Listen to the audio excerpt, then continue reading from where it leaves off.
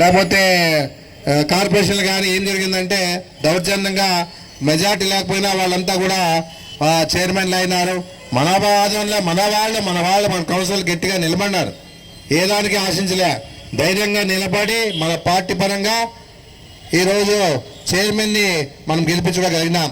రేపు ఈ సెప్టెంబర్లో మనం కూడా మన మండల ప్రెసిడెంట్ కూడా దించుతా ఉన్నాం. ఎందుకంటే మన పార్టీ పరంగా గెలిపించి మండల ప్రెసిడెంట్ చేస్తే అన్యాయంగా వాళ్ళంతా కూడా పార్టీ మారడం జరిగింది, బీజేపీలోకి పోయి జరిగింది.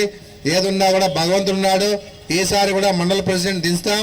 వాళ్ళకి కాంపిటీషన్ అంతా కూడా త్వరలోనే అందరితో మాట్లాడి ఖచ్చితంగా ఆయన తొలగించడానికి ప్రయత్నం చేస్తా. ఆయన ఏదున్నా కూడా పర్సెంటేజ్లు కనబడినాడు. ఏ ఎంపీటీసీ పైన 10% ఇస్తేనే పనిచేస్తా ఉన్నారని చెప్పేసి రూమర్స్ వస్తూ ఉన్నాయి. ₹1 ఖర్చు పెట్టిందంతా నేను, ఓటేసింది ప్రజలు. మళ్ళీ ఈ విధంగా ఈ రోజున్న ఆ వ్యక్తి ఈ విధంగా మన పార్టీకి అన్యాయం చేసి బయటికి పోయినాడంటే కులాలు అన్నం పెట్టవు, కులాలు ఆదుకోవడం పరిస్థితి లేదు. ఏదున్నా వ్యక్తిత్వాన్ని చూడండి, పార్టీని చూడండి, పార్టీ పరంగా చేసి అభివృద్ధిని చూడండి. కానీ కులాల పరంగా పోతే ఎప్పుడు కూడా ముందుకు రాలేమని చెప్పేసి కూడా నేను చెప్పడం జరుగుతూ ఉంది. ఏదున్నా కూడా ఇప్పుడు ఎంతో ఆశపడినారు ఇక్కడ ఉన్నటువంటి ఎమ్మెల్యే వస్తే ఏదో జరిగిపోతాలని చెప్పేసి. ఎమ్మెల్యే ఇక్కడ ఏం చేస్తానని ప్రతి వారికి తెలుసు. ఏ విధంగా కూడా ఆయన ప్రజలకు మేలు చేస్తామని ఆలోచనలే. ఎందుకంటే గ్రూప్ రాజకీయాలు ఎక్కువైపోయినాయి. ఒక పక్క బీజేపీ, ఒక పక్క పవన్ కళ్యాణ్, ఒక పక్క తెలుగుదేశం పార్టీ. ఈరోజు అన్ని విధాలుగా వాళ్ళని మించి ఇక్కడ ఎమ్మెల్యే గారు ఏ విధంగా చేస్తామని చూస్తారో వాళ్ళు కూడా తెలిసిపోయిందంతా కూడా. ఏదున్నా వాళ్ళు ఏ విధంగా ఉన్ని ఏమైనా పాడైపోయిన సంబంధం లే. మన పరంగా మన పార్టీ పరంగా బలం చేస్తాం. రేపు సర్పంచ్ ఎలక్షన్లో, ఎంపీటీసీ ఎలక్షన్లోనగా మున్సిపాలిటీ ఎలక్షన్ కూడా మన విజయవంతంగా మోదించడానికి ప్రయత్నం చేస్తాం. సాయశక్తులా నా పరంగా నేను, ఎమ్మెల్సీ గారు కూడా అందరూ ఇక్కడ ఉన్నట్టు పార్టీ నాయకుల కార్యకర్తలు కూడా కృషి చేస్తాం. ఏదన్నా భగవంతుని ఆశీర్వాదంతో, ప్రజల ఆశీర్వాదంతో మళ్ళా మన మండలాన్ని, మున్సిపాలిటీని సర్పంచ్లు గెలిపించుకొని మన పార్టీని గట్టిగా బలోపేతం చేసేదానికి, మన పార్టీని బలోపేతం చేసేదానికి మీ అందరూ అండదండలు ఉండాలని చెప్పేసి. మీరు లేదే పార్టీ లేవు. ముఖ్యంగా పార్టీ కార్యకర్తలు, నాయకులు, అభిమానులు లేకపోతే పార్టీ లేదు. ఏదున్నా గతంలో కొన్ని పొరపాట్లు జరిగినా, ఏదున్నా కూడా మేము అండగా ఉన్నా, ఏదున్నా మీకు ఇక ముందు ఎలాంటి సమస్య లేకుండా అన్ని విధాలుగా జగన్మోహన్ రెడ్డి కార్యకర్తలకి, నాయకులకి అందరికి కూడా సహకారాలు అందిస్తామని చెప్పే విషయాన్ని కూడా చెప్పినారు. ప్రతి వారికి జగన్మోహన్ రెడ్డి పార్టీలో 10 పదవులు ఇచ్చినాడు. ఆ పార్టీని సద్వినియోగం చేసుకుని పార్టీ పరంగా బాగా పనిచేయాలని చెప్పేసి నేను మనస్ఫూర్తిగా మీ అందరికి కోరుతా ఉన్నాను. ఎందుకంటే ట్రాఫిక్ ఎగ్జామ్ అవుతుంది కాబట్టి, ఇక్కడ హాస్పిటల్ ఉంది కాబట్టి ఇంకా మనం పండ్లు పంచే పరిస్థితి ఉంది. మా హాస్పిటల్లోన సేవా కార్యక్రమం చేసేదానికి మళ్ళీ బ్లడ్ బ్యాంక్ కూడా ఇస్తాం. బ్లడ్ కూడా ఏర్పాటు చేసాం, బ్లడ్ బ్యాంక్ కోసం ఏర్పాటు చేసాం. మళ్ళా మీ సరంగా మేము నడుచుకుంటూ పోతాం.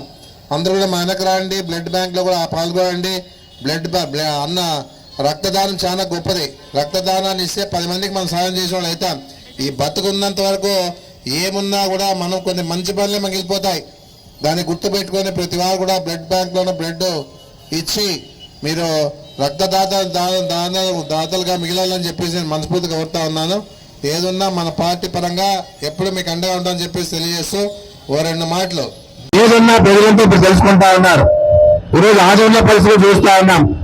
ఇక్కడ ఉన్నటువంటి ఎమ్మెల్యే గారు కూడా ఎన్నో పోరాటాలు పడినారు. ఆ రోజుల్లో మా మీద అందరూ కూడా విమర్శ చేశారు, కబ్జా చేశారు అని చెప్పేసి. 15 నెలలు అవుతా ఉంది ఈ రోజు వరకు. నేను ఇక్కడ ఎదురు చూస్తా ఉన్నాను, ఏదైనా బయటకు తీస్తారేమని చెప్పేసి. ఏది కూడా లేనప్పుడు ఏం మాట్లాడలేకపోతాను. ఆ అలవాట, ఆ కబ్జాలు చేసే అలవాటు నాకు లేదు. పరంగా ఆయన ఆదరణలో ఉండాలా, ఆదరణలో ఉంటే అందరికి అనుకూలంగా ఉంటుంది. పేదోడు తమ్ముడు ఓరేదని చెప్పేసి ఉద్దేశంతో ఆయన ఎంతో రకాలుగా 17 హాస్పిటల్ తీసుకొచ్చినారు. ఈ రోజు చెప్పా ఉన్నాడు బాగా. ఏదన్నా 17 హాస్పిటల్ ఇన్నేళ్లలో ఎవరు చేయలే. జగన్మోహన్ రెడ్డి మగారు కాబట్టి ఈ రోజు 17 హాస్పిటల్ ఆధారంలో మా 17 హాస్పిటల్ తీసుకొచ్చారని చెప్పేసి చెప్పడం జరుగుతూ ఉంది. ఏదన్నా ఈ విధంగా ఈ రోజు మంచి మనుషులు వదిలేసి అబద్ధాలు చెప్పి మీకేమన్నా ఉచిత బస్సు అన్నాడు. ఉచిత బస్సు ఏముంది? ఈరోజు ఉచిత బస్సు లో ఏమన్నా ఒరిగిపోతా ఉంది. ఆటో నాయకులకి, ఆటో వాళ్ళకంతా ఇబ్బంది పడతా ఉన్నారు. గిరాకీ అయ్యాక, కుటుంబాలు పోషించుకోలేక ఆటో వాళ్ళంతా కూడా దాని మీద ఆధారపడిన వాళ్ళంతా కూడా ఇబ్బంది పడే పరిస్థితి వస్తూ ఉంది. రాష్ట్రం అంతా కూడా ఈ రోజు రాష్ట్రమంతా తిరగచ్చు అని చెప్పినాడు. ఎక్కడికైనా పోవచ్చు అన్నారు. అందరూ కూడా ఆడవాళ్ళు కథలు విన్నారు. శ్రీశైలం పోవచ్చు, తిరుపతి పోవచ్చు, మాట్లాడి పోవచ్చు, ఇంకా ఎక్కడికో పోవచ్చు అని చెప్పేసి ఉచిత బస్సు ద్వారా ఏదో ప్రయాణాలు చేస్తారని చెప్పేసి ఆశపడ్డారు. కానీ ఉచిత బస్సు ఎన్నున్నాయా? ఒకటో రెండో ఉచిత బస్సులు ఉన్నాయి. అది కూడా జిల్లా వరకు పరిమితం చేశారు. ఈ విధంగా ఆయన గ్యాస్ సిలిండర్లు అన్నారు. గ్యాస్ సిలిండర్లు ఎక్కడ ఇస్తా ఉన్నారు? ముందు మనం గ్యాస్ కట్టాలంటే డబ్బులు తర్వాత అకౌంట్కి వస్తా ఉన్నారు. ఆ విధంగా ఈ రోజు రాష్ట్రంలో పరిపాలన సాగుతా ఉన్న పరిస్థితి ఉంది. అందుకే ఏదన్నా కూడా ఇంత పెద్ద ఎత్తున రెడ్ బుల్ రాజ్యాలు నడుస్తా ఉన్నా ఆ రోజులో మన పార్టీ నాయకులు, కార్యకర్తలు, అభిమానులు, బీసీసీ మైనార్టీలంతా కూడా ఎంతో ధైర్యంగా మాకు అండగా వైఎస్ఆర్ పార్టీ ఉందని చెప్పే ధైర్యం మనకుంది. ఏదన్నా కూడా మనకు అన్ని విధాలుగా ఎలాంటి సమస్య వచ్చినా కూడా అడ్వకేట్ జీవన్ గారు ఉన్నారు, నాగరాజు గారు ఉన్నారు, పబ్లిక్ గారు ఉన్నారు, ఏ విధంగా ఉన్నారు. మనకు అడ్వకేట్లు కూడా మన పార్టీలో ఉంటే పార్టీ పరంగా వాళ్ళకి అన్ని విధాలుగా సేవలు చేసేదానికి ఒక అవకాశం కూడా వాళ్ళు ఇస్తారని చెప్పేసి కూడా చెప్పడం జరుగుతా ఉన్నారు. ఇలాంటి సమస్య వచ్చినా భయపడే పని లేదు. ఇప్పుడు ఏం జరుగుతా ఉందంటే మన వాళ్ళని కొట్టినా కూడా మన ఆదోళనలో ఈ డిపార్ట్మెంట్ సంబంధించిన కొంతమంది వాళ్ళంతా ఏం చేస్తా ఉన్నారంటే మన మీదే కేసులు పెడతా ఉన్నారు. ఏదైనా పోయి ఈ గ్రామాల్లో పోయి సార్ చంద్రబాబు నాయుడు తిట్టినాడు, చంద్రబాబు నాయుడు అన్నాడు, మమ్మల్ని తిట్టినాడని చెప్పేసి ఎవరైనా కలెక్టర్లో కంప్లైంట్ ఇస్తే మన వాళ్ళని కింద బండి పెట్టి కానిస్టేబుల్ ఎక్కి కింద కాళ్ళకి విపరీతమైన కుట్రను కొడతా ఉన్నారు. నేను ఒకటే చెప్తా ఉన్నాను, మీరు ధైర్యంగా ఉండాలి. ఏదున్నా మేము ఉంటాం, భగవంతుడున్నా మేము తోడు. ఏదున్నా అలాంటి పరిస్థితి వచ్చినప్పుడు కొట్టే హక్కు పోలీసులకు లేదు. ఏదైనా తప్పు చేస్తే నువ్వు కేసులు పెట్టుకో, కొట్టగా లేదు. విపరీతంగా మన వాళ్ళని బాగుతా ఉంటే మన వాళ్ళకి ఎన్నోసార్లు చెప్పినా కేసులు వేస్తామయ్యా భయం ఉంటా అని చెప్పేసి ఒక్కరు కూడా ముందుకు రావట్లే. మన రమేష్ అనేవాడిని ఏ విధంగా ఈరోజు ఎస్సీ కులానికి సంబంధించిన వాడిని అదే డిపార్ట్మెంట్ వాళ్ళు ఏ విధంగా పెట్టారో మనకు తెలుసు. ఆయన ధైర్యం చేసి ఈరోజు కోర్టుకు వేశారు. ఆ రకంగా ఈరోజు ఈ ఆదంలో కూడా జరుగుతా ఉంది. ఒకటే చెప్తా ఉన్నా నేను, ఏదున్నా కూడా డిపార్ట్మెంట్ కి దయచేసి మీ పాపాలకి కట్టుకోవద్దండి. ఏదున్నా మీ పోలీస్ స్టేషన్కి వస్తే వినండి, ఊర్లో ఎంక్వైరీ చేయండి, తప్పుంటే మీరు కేసు పెట్టండి. అంతేగాని తెలుగుదేశం వాళ్ళ పార్టీ పరంగా ఉందని చెప్పేసి, గవర్నమెంట్ ఉందని చెప్పేసి ఏదో మిమ్మల్ని వాళ్ళు కాపాడాలని చెప్పేసి ఇప్పుడు అనుకోవచ్చు, కాదని లేదు. ఇక ముందు భగవంతుడు మిమ్మల్ని అన్ని విధాలుగా శిక్షిస్తారు గ్యారెంటీగా. ఎందుకంటే ఏదన్నా కూడా ఈ తప్పులని మీరు కాదు, తెలుగుదేశం పార్టీ పరంగా చేసే తప్పులు మీరు కాదు. తెలుగుదేశం పార్టీ పరంగా మీరు తప్పులు చేస్తున్నారు కాబట్టి శిక్ష మీకే ఉంటాయని చెప్పేసి కూడా భగవంతుడు ఊరికే వదిలే పరిస్థితి లేదని చెప్పేసి నేను చెప్పాను జరుగుతా ఉంది.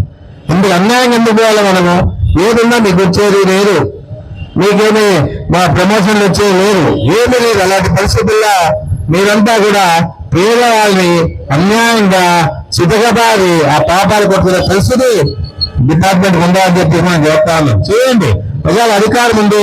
ఒక 60% 70% చేయండి, మా వాళ్ళు 30% చేయండి, ప్రాబ్లం లే. ఏ రోజు కూడా మనం అధికారంలో ఉన్నాం. అధికారంలో ఉన్నప్పుడు కూడా మనం కూడా ఎవరి మీద కేసులు కానీ, ఎవరి మీద దౌర్జన్యాలు కానీ, ఏ రకంగా కూడా ఏ రోజు కూడా కేసులు పెట్టమని చెప్పింది కానీ ఏ రోజు చేయలే. ఎందుకంటే గ్రామాల్లో ప్రశాంతత ఉండాలి, గ్రామాల్లో ఉండాలంటే ఆ కుటుంబాలన్నీ కూడా బాగుండాలి. ఆ రకంగా ఆలోచన చేసి మన వాళ్ళకు నచ్చ చెప్పుకుంటూ ఎలాంటి సమస్య లేకుండా పరిపాలన చేశాం అధికారం ఉన్నప్పుడంతా కూడా. ఈ రోజు ఏం జరుగుతా ఉంది? కసితీరా గ్రామాల్లో మనీరు కసిపెట్టుకొని ఆ గ్రామాల్లో ఉన్నటువంటి వాళ్ళు వ్యతిరేకంగా మన మీద ప్రచారం చేస్తూ ఆ వ్యతిరేకాన్ని తీసుకొచ్చి స్టేషన్ లో కేసు పెట్టు, మన వాళ్ళ మీద కేసులు మళ్ళా కదా, మన వాళ్ళని వాళ్ళ కొట్టినా కూడా దౌర్జన్యంగా కూడా మన వాళ్ళ మీదే కేసు ఉంటే ఈ విధంగా ఈ రోజు రాష్ట్రంలో రెడ్ బుక్ రాజ్యాంగం నడుస్తామని చెప్పేసి ఇది ఎన్నాళ్ళు నడవు. ఎన్నంటే చూసాం మనంతా కూడా ఇలాంటి దౌర్జన్యాలు ఎన్నాళ్ళు ఉండు. ఏదున్నా కూడా భగవంతుడు ఉంటాడు, ఏదో రూపంగా వస్తాడు, ఏదో రకంగా శిక్షిస్తాడు అనేది కూడా అందరూ కూడా గుర్తుపెట్టుకోవాలని చెప్పేసి ఏదున్నా మా పార్టీ పరంగా, మా నాయకుల పరంగా, మేము పార్టీ పరంగా మా తరఫున మేము అండగా ఉంటామని చెప్పేసి, ఏది వచ్చినా కూడా ఎదుర్కొందామని చెప్పేసి, ఎలాంటి సమస్య ఉన్నా కూడా ధైర్యంగా ముందుకు పోదామని చెప్పేసి నేను కూడా తెలుస్తా ఉన్నాను. ఏదున్నా రాజశేఖర గారు వర్ధంతి రోజున ఈ రోజు ఈ విధంగా మీరంతా కూడా పెద్ద ఎత్తున్నటువంటి ప్రతి వారు కూడా పేరు పేరున ముఖ్యంగా మహిళా సోదరులను కూడా ఈ రోజు భగవంతుడు ఒప్పుకోలే. ఎందుకంటే ఈ విధంగా ఉంటారని చెప్పేసి ఆయన చూపించడం జరిగింది. ఈ వర్షాల వల్ల అధికంగా వర్షాల వల్ల ఏం జరుగుతుందని కూడా మనం ఆ రాజధానిలో చూసాం. 108 మినిట్ ఉన్నాను.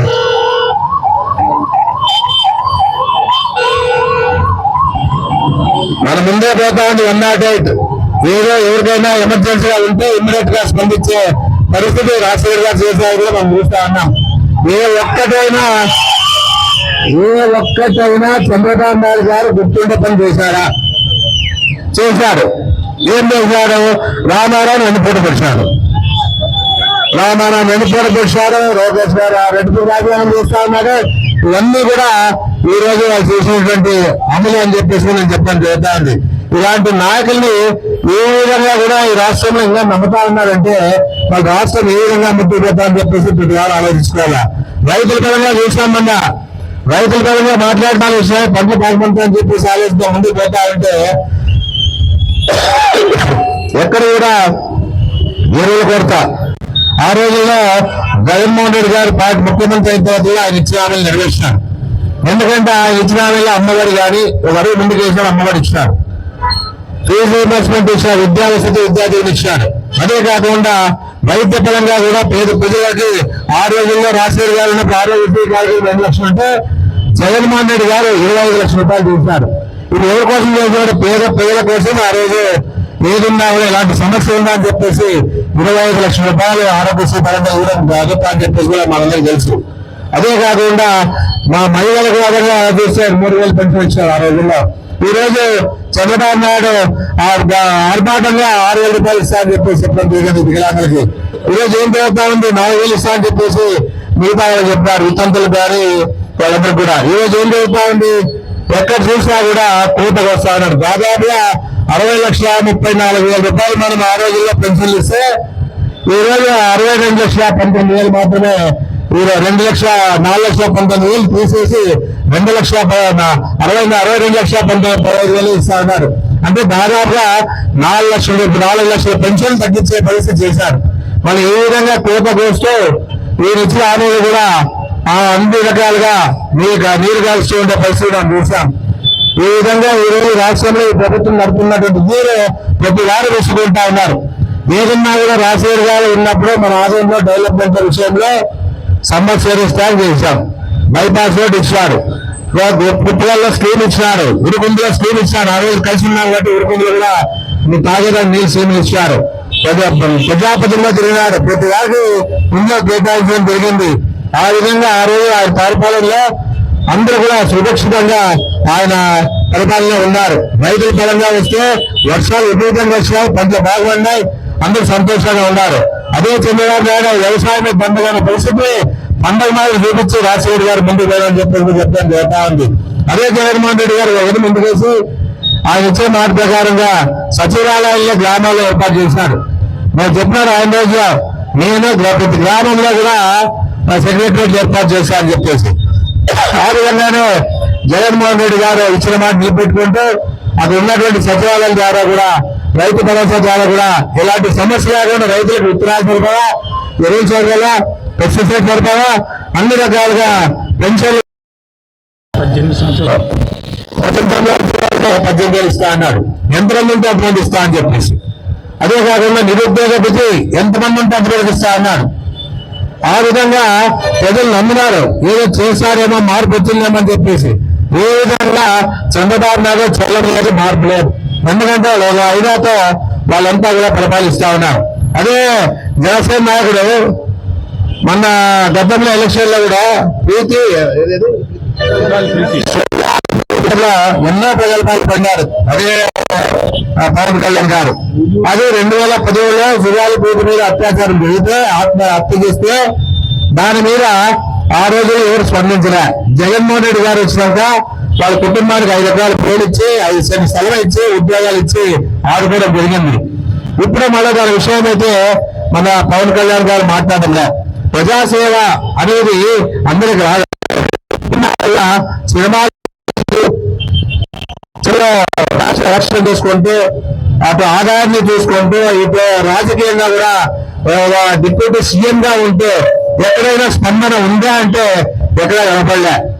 ఏదైనా కూడా ఆయన రాజకీయాలకి పదవి కాదని చెప్పేసి కూడా ప్రతి వాళ్ళు తెలుసు. అయినా కూడా పార్టీ అభిమానులు ఆయన అభిమానులు ఉన్నారు కాబట్టి ఫ్యాన్స్ ఉన్నారు కాబట్టి ఈరోజు 3 పార్టీలు కలిసాయి కాబట్టి Janata party, BJP party, Janasena party, Telugu Desam party 3 కలిసాయి కాబట్టి ఏదో అధికారంలోకి వచ్చే పరిస్థితి ఉంది.